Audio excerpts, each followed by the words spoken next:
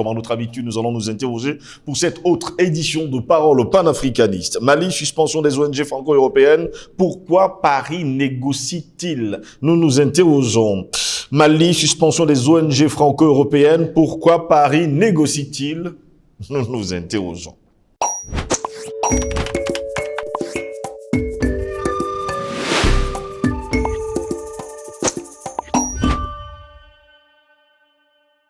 Madame, monsieur, bonjour. Très heureux de vous retrouver sur Panafricaniste TV, la chaîne de télévision des panafricanistes. C'est votre chaîne de télévision. Pour l'heure, nous sommes sur les plateformes numériques Facebook, YouTube, Instagram, TikTok. Vous n'avez qu'à liker nos pages, partager au plus grand nombre et vous aurez justement des notifications. Mesdames, messieurs, depuis que les autorités maliennes ont suspendu les activités de toutes les ONG qui bénéficient d'un soutien français, les tractations et les négociations ont cours. Paris négocie, supplie, pleurniche, appelle chaque jour. La France veut revenir au Mali coûte que vaille. Le téléphone d'Assimi Goïta et de son ministre des Affaires étrangères ne cesse de sonner. Dans les médias français, c'est un langage discourtois, accusateur, trompeur, où il est dit que les populations qui bénéficiaient de cette aide sont en danger et vont mourir. Oui, c'est ce qui se dit. Elles vont mourir si rien n'est fait. Un mensonge comme on a l'habitude de suivre dans les médias du Quai d'Orsay, que les Français ne connaissent pas et n'ont jamais entendu parler sur leur sol. Derrière, ce sont les pleurs et les grincements de dents. La France veut négocier. La France est mal en point. Macron gueulard et condescendant le jour, moins bavard et réservé le soir quand il négocie avec les autorités maliennes. Oui, les autorités maliennes tomberont-elles dans le piège français ou vont-elles continuer à résister? Résister jusqu'au bout, résister pour toujours et ne plus jamais faire entrer le loup dans la bergerie. Il est vrai qu'il est dit de ne jamais haïr ses ennemis, cela perturbe le jugement et cet adage qui dit « garde tes amis près de toi et tes ennemis encore plus près ». Nous diront-ils? Alors nous dirons qu'ils soient loin nos ennemis et nous pourrons voir plus clair. Voilà pourquoi nous nous interrogeons encore aujourd'hui. Suspension des ONG franco-européennes. Pourquoi Paris négocie-t-il? Mali, suspension des ONG franco-européennes. Pourquoi Paris négocie-t-il? Pour répondre à nos questions, nous sommes avec le président Banakani encore cet après-midi. Président Banakani, bon après-midi, bienvenue à vous. Merci mon cher Jocelyn. Merci de m'avoir une fois de plus convié à notre festin, notre petit festin intellectuel, qui nous permet d'aborder divers thèmes relatifs aux relations internationales en général et au destin de l'Afrique. Mon cher Jocelyn, je voudrais commencer notre sujet en faisant un petit rappel. Vous savez, nous lisons tous les commentaires. Oui. Ça fait partie de l'enrichissement mutuel. On apprend beaucoup en lisant les commentaires. Mais souvent, on voit des choses qui nous font rire. Qui font rire. Et on est souvent obligé de faire quelques mises au point. Vous savez, il y a des personnes qui entretiennent une fausse guerre dans le front de la lutte panafricaniste, en opposant les afrocentristes, les kémites et les panafricanistes. Il y a des gens qui cherchent la pureté africaine, l'Africain pur. Ils veulent retourner aux sources en Égypte antique, dans les premiers lieux où ça avait commencé. On avait commencé la construction de l'Égypte antique, parce que l'Afrique, ce n'est pas seulement l'Égypte antique. Certes, c'est le foyer le plus prestigieux, le plus élaboré, mais l'Afrique, ce n'est pas que... Il y a beaucoup de foyers civilisationnels qui parsèment le continent africain. Donc, il y en a qui disent que, bon, avant de changer quoi que ce soit en Afrique, il faut retrouver l'Africain pur. L'Africain pur, c'est pas qui n'a aucune trace, entre guillemets, d'occidentalité en lui. Alors, tant que ce rite n'est pas fait, vous n'êtes pas un militant, vous n'êtes pas un combattant. La situation est tellement grave que ça a failli créer des précédents dangereux, par exemple au Mali, où notre frère Ndoumbe Fankoli et les autres sont arrêtés. Et Dieu merci, je pense qu'avec on a passé un ou deux coups de fil ici, à gauche, à droite. Nous pensons que cette arrestation, entre guillemets, c'est même pour les protéger. Parce qu'il faut faire attention dans la gestion des sujets délicats. Un combat, ce n'est pas un jeu. Faites sérieux. Faites très attention pour la gestion des sujets délicats. Vous savez, il y en a qui s'en prennent à nous parce qu'ils disent que nous sommes chrétiens. Et ils nous interdisent de mobiliser, de lire Cheikh Anta Diop. et de se revendiquer Anta Diop. Je dis ça parce que j'ai lu un commentaire de quelqu'un, un ou deux, qui sont bien connus, qui sont en train d'investir notre plateforme, qui l'investissent dans le but d'imposer ce débat à l'intérieur. C'est bien les débats, mais il faut de temps en temps faire quelques mises au point. Donc, Cheikh Anta Diop nous serait interdit parce que, soi-disant, nous sommes chrétiens. Je ne sais même pas ce que ça signifie, ce qu'il veut dire. Depuis 10 ans que ce combat a commencé, tu sais, toutes les attaques qui ont été organisées pour nous entraîner sur ce terrain. Moi et toi, on s'est dit, on ne descendra jamais à ce niveau. À ce niveau. Jamais de la vie. On maintient ce cap. Mais je voudrais rappeler, et tu le sais très bien, à 19 ans, je faisais les conférences dans les quartiers à Douala pour faire la promotion de Cheikh Anta Diop. J'avais 19 ans. Les témoins sont vivants. Le professeur Sindou Pokame est vivant. Il est encore vivant. On peut lui demander, il n'est pas le seul. Dans mon quartier, à 19 ans, on m'appelait Cheikh Anta Diop. Je faisais des conférences. Dès 19 ans, j'avais créé une association qui faisait les conférences et qui a fait au moins 20 conférences dans la ville de Douala pour vanter et promouvoir le Cheikh Anta Diop. J'avais 19 ans. Pour dire à ces gens que faisons attention. Il faut faire très attention. Le retour à l'Égypte antique, ce n'est pas un phénomène de mode. Ce n'est pas retrouver les premières émotions. Vous savez,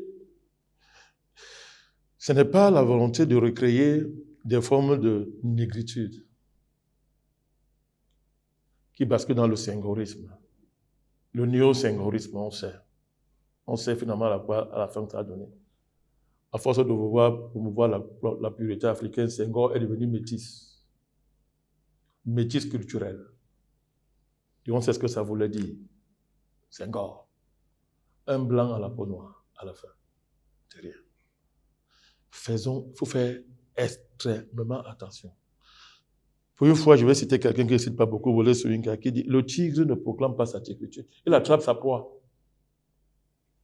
Il attrape sa proie. Il la déchire.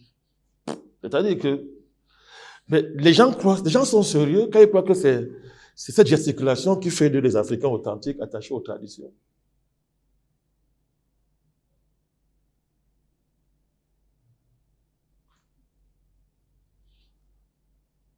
Nous avons dépassé les crises de jeunesse. Les crises de jeunesse civilisationnelle. Ou bien, les gens qui ont les névroses civilisationnelles, qui cherchent à se soigner, c'est bien. Mais de grâce, attention, de grâce. C'est parce qu'on gesticule trop. C'est parce qu'on met les bambous sur la tête. On fait du folklore, qu'on a l'authentique africain. Attention, c'est très sérieux, je sais. C'est ça que vous voyez souvent ici, je vais le dire aujourd'hui. C'est pour ça que je fais souvent exprès. Je mets souvent certaines tenues exprès. Pour choquer. Je fais exprès. Pour interroger les gens. Je fais exprès. Vous voulez faire croire aux gens qu'aujourd'hui la priorité dans le combat, c'est ça? Il faut qu'on se déchire d'un côté les kémites, les afrocentristes, les traditionnels et les panafricanistes. C'est-à-dire, c'est sérieux ça? C'est sérieux ça? Et l'autre jour au Mali, c'est tellement grave que l'association des Kabyles du Mali était obligée de faire un communiqué après une vidéo de provocation qui a été faite par l'un d'eux pour dire que non, notre rôle, ce n'est pas... Nous, on est attachés aux traditions africaines, nous ne pratiquons pas de religion étrangère, mais nous sommes pour la tolérance religieuse. Mais il faut des morts et des guerres pour arriver à ce niveau de sagesse qui est censé habiter tout vrai Africain digne de ce nom.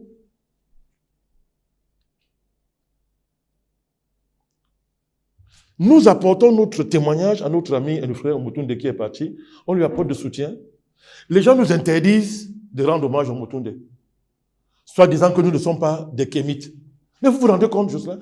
Vous vous rendez compte à quel niveau on arrive là? Oubliant quel rapport, nous on avait avec le défunt. Ils ne savent même pas les rapports qu'on avait avec le défunt. Et ils disent que non, vraiment, maintenant, ces gens-là, maintenant, pour parler de ces choses-là, maintenant, ils parlent de Cheikh Anta Diop. Barakani, il parle de Cheikh Anta Diop tous les jours. Mais Cheikh Anta Diop, je l'ai lu, j'avais 18 ans. J'ai fini l'étude Cheikh Anta Diop, j'avais 19 ans. Allez, je demande au professeur Sindhu Pokam, il est vivant.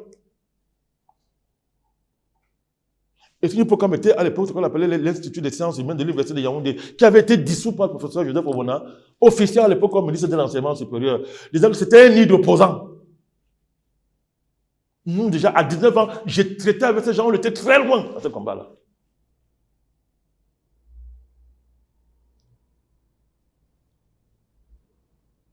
Faisons attention de faire du bruit là où c'est inutile.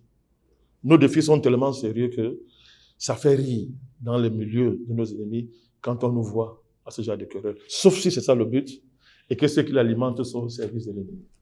Allez savoir, vous l'avez toujours bien dit, président Barakani, qu'on le veuille ou pas, il y aura toujours des kémis, des afro-santés et traditionalistes, des chrétiens, des musulmans et surtout des panafricanistes. Mais l'objectif premier, messieurs, c'est la souveraineté du continent africain. Le panafricanisme n'a pas ce genre de problème. Du tout. Peut-être il faudra faire des émissions. On aura le temps justement pour faire des éditions, pour faire...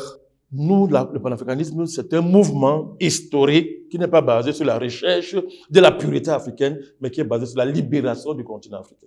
Nous aurons le temps et on espère que 2023 nous le permettra si nous y arrivions. Enfin, si nous y arrivons. Mali, suspension des ONG franco-européennes. Pourquoi Paris négocie-t-il président Barakani? Pourtant, c'est la France qui nous a fait savoir que finalement, si les autorités maliennes ont pris langue de suspendre toutes les ONG, eh bien, l'aide qui est arrivée justement à tous ces Maliens, ils vont mourir. Mais derrière, on nous fait savoir depuis hier qu'ils négocient. C'est le business, non. Permettez-moi de rire un peu. Mais c'est le business, non. D'abord, lorsque la France, en février, décide de suspendre 60%, oui, cette aide-là d'abord, elle laisse les 10% qui sont consacrés à l'humanitaire. D'après vous, pourquoi? Pourquoi elle laisse les 10%? Pourquoi elle laisse les 10%? D'abord, la suspension de l'aide entre guillemets, parce que, appelons aide. Bon, utilisons les mots. C'est leur mot. Oui, utilisons ça. Quand vous suspendez une aide, ça veut dire que ce n'était pas de l'aide. Vous suspendez l'aide pourquoi? Vous dites que non, l'aide va être utilisée par Wagner. L'aide va être détournée au profit de Wagner. Donc ce n'était pas de l'aide. C'est un projet politique. Vous êtes dans des opérations politiques et géopolitiques. L'aide soi-disant maquille des opérations géopolitiques. Parce que ça dit, sauf à faire croire que tous ces millions de populations que vous aidiez hier, vous les aidiez pour qu'ils restent des sous-fifres français. Je dis que si on considère que c'est de l'aide, on sait que c'est pas ça, ça n'a rien à voir. Donc vous financiez tout ça pour que ça garantisse la stabilité des relations franco-maliennes en l'état. Dit le déshonneur le plus absolu. Un matin, vous vous levez, vous dites que, ok, vous avez peur que l'aide sera détournée au profit de Wagner. Pourtant, le dispositif de l'aide en question, vous contrôlez ça de bout en bout. Dites aux gens par quelle magie l'autorité malienne allait prendre l'aide là et donner à Wagner. Parce que le carnaval est contrôlé par vous de but en but, en amont comme en aval. Donc, grossièrement, ça n'a jamais été de l'aide, c'est du n'importe quoi.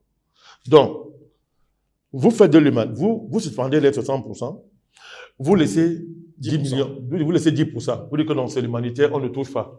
Mais le Mali a dit, ok, non, on suspend tout. On suspend tout, même l'humanitaire, on va alors mourir, on meurt. Ce sont les présidents, tous l'administration qui gère ces ONG, qui écrivent au Quai d'Orsay et interpellent Macron pour dire que monsieur, reviens sur ta position. Parce que sinon, comme d'habitude, les millions de Maliens que nous aidons vont mourir. C'est ce qu'ils disent tout. Ils disent pas qu'ils vont perdre leur emploi. Eux. De deux, ils ne disent pas que l'argent, une bonne partie ne rentrera plus en France. Parce que généralement, c'est tout. C'est-à-dire, on fait tourner l'argent, ça rentre en France. Et les milieux politiques, c'est pas... On se partage. Troisièmement, la vraie raison, elle est claire. C'est que Mais le système d'espionnage, qui était derrière Les ONG. derrière l'humanitaire, ne fonctionnera plus. Est-ce que la France, dans les conditions actuelles, est prête à se passer de ça? Vous avez près de 7,7 millions de personnes, soi-disant, si on se fie à leurs chiffres, hein, qui sont concernés par cette aide humanitaire. Donc, vous avez au Mali, en termes simplement d'humanitaire, vous avez près de 1,2 million personnes qui sont, c'est-à-dire réfugiés et déplacés dans les sites bien connus, les villes, on les connaît, Tombouctou, Ségou, Kidal, Kouliboro, Menaka, Kayes, Gao, Bamako, Sikosso et Mopti. Vous n'êtes pas en train de voir que toutes ces villes-là, ce sont des épicentres du terrorisme. Exactement. Vous n'êtes pas en train de voir ça? Alors, donc, vous savez très bien que vous connaissez la technique. On vient dans un endroit qui est calme, on crée la guerre, on crée le chaos, on installe la mort en masse et on vient intervenir en humanité. Mais l'humanité sert de couverture à l'installation des forces spéciales. C'est de cela qu'il s'agit. Donc, le Mali a dit OK, d'accord. Vous voulez suspendre, non? Non, nous on vous aide. Nous on suspend tout. Que ces ONG-là, allez, chacun rentre chez soi, chez elle. Oui. Mais le problème, c'est quoi? Le problème vient d'où? Qui pleure? Qui crie? Je le répète, ce sont les dirigeants de ces ONG-là qui vont pleurer, faire le site au Quai d'Orsay pour dire à la France, reviens sur ta décision. Ce n'est pas l'État malien, ni les Maliens qui pleurent en disant qu'on va mourir si vous partez. Ça pose un problème. De quoi est-ce qu'il s'agit en réalité? Donc, vous êtes dans une manœuvre où, comme l'habitude de la France, ça s'est vu avec la Guinée Sékou Touré, quand elle fait face à une dynamique patriotique, elle fait la politique de la terre brûlée. Je pars, mais je m'assure que rien ne va marcher après moi. Pour qu'on me fasse revenir. Pour que les gens voient qu'on est indispensable. Sans nous, vous ne pouvez rien faire. C'est de cela qu'il s'agit. Toutes ces populations qu'on a mises en crise, en créant le terrorisme et en l'installant. La France a installé les terroristes et a désorganisé la vie dans ces régions-là depuis très longtemps. Quand je dis la France, on peut le monter très loin. La déstabilisation de l'Algérie à travers le mouvement islamique. Mais tout ça, c'était là. La France était toujours dedans avec ses amis occidentaux. Ils étaient au cœur de cette affaire. Et quand ça s'est arrêté au Mali, en Algérie, ça s'est déporté immédiatement au nord du Mali, mais au vu et aussi de tout le monde. Mais tout ça, c'est bien organisé, n'est-ce pas? Pour d'abord entretenir les querelles anciennes. On trouve les populations autochtones, on amène les populations qui n'étaient pas autochtones, on les installe, on allume les conflits. Les nomades sont utilisés contre les populations pastorales sédentarisées. On crée des conflits, et comme il y a souvent des conflits autour, ce qu'on appelle les ressources rares, l'eau, peut-être les pâturages, etc., les traditions anciennes de conciliation, de gestion de ce conflit, on met ça de côté, et la France s'installe. Elle amène des djihadistes qui sèment le chaos, et qui maintenant s'établissent comme des personnes qui vont résoudre ces contradictions. Et créent une dépendance des populations qui, historiquement, ont longtemps vécu sans ces gens-là, à l'égard, entre guillemets, de nouvelles autorités qui se sont installées, parce que, dit-on, elles portent les armes et elles sont reconnues comme telles par la France. Et on amène les ONG maintenant pour venir blanchir l'affaire à la fin. Les ONG viennent maintenant pour blanchir. Un business donc de la philanthropie s'installe dans les coins. On crée une deuxième dépendance. On crée une deuxième chaîne de dépendance. Pour faire chanter les autorités de Bamako. On les fait chanter. Vous vous amusez. On part. Vous aurez affaire à des millions de personnes que vous ne pourrez pas reconvertir dans des activités, n'est-ce pas, en un clin d'œil, rapidement. Donc, entre-temps, vous allez tomber. Parce que ces populations vont les retourner contre vous. C'est le chantage qu'il y a là. Donc, les autorités de Mali, pour l'instant, tiennent bien. Mais la France est obligée de venir négocier la nuit. Parce que je vous dis que très bien, ok. Parce que, d'abord, cette mafia de la des ONG, cette mafia qui doit faire retourner l'argent en France et partager dans des réseaux politiques,